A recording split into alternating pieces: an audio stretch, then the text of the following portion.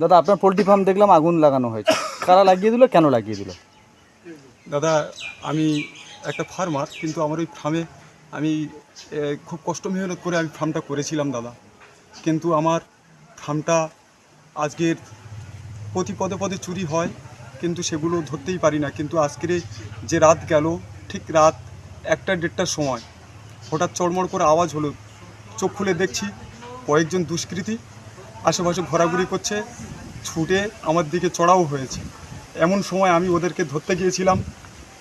ধরতে যাওয়ার পরে ওরা আমাকে মারধর করে সরিয়ে দিয়ে মোটামুটি আমাকে মার্ডার করবো, এই করব সেই করব বলে আমাকে যখনই মার্ডার করবার কথা বলেছে সঙ্গে সঙ্গে আমি ওখান থেকে পালিয়ে সরে যাওয়ার পরে আমার ঘরে আগুন লাগিয়ে দেয়। আমার পোলট্রি পুরো ফার্মটা আমার আগুন লাগিয়ে তিন জায়গায় আগুন লাগিয়ে। কেন আগুন লাগিয়ে দিল, কেন এরকম?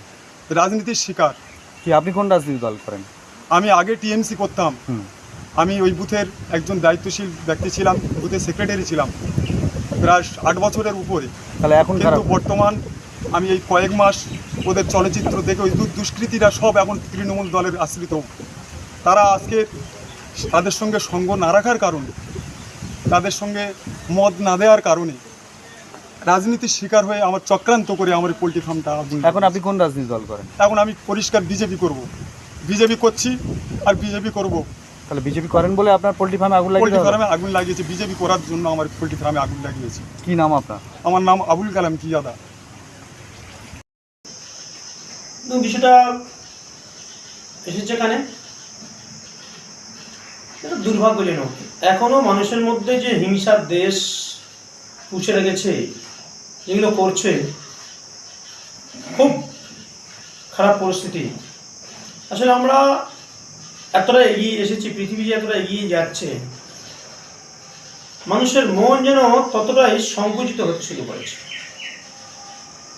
তবে তারপরেও আমরা বিশ্বাস করি, আমরা যে ভাবনা, আমরা যে আদর্শ নিয়ে কাজ করি, আমাদের নিজস্ব রাষ্ট্র গঠনের পরিকল্পনা আছে। মানুষকে পরিবর্তনের চেষ্টা করছি, পরিবর্তন হবেই। তবে যে বাজারে ঘটনা ঘটিয়েছে, আইনি পদক্ষেপ হবে এবং আইনের মাধ্যমে যেন তার যথোপযুক্ত ব্যবস্থা হয়, এই দাবি আমি আপনাদের মাধ্যমে পুলিশ প্রশাসনের কাছে রাখছি। জয়নগর আপডেট, সত্যের পাশে, খবরের আগে।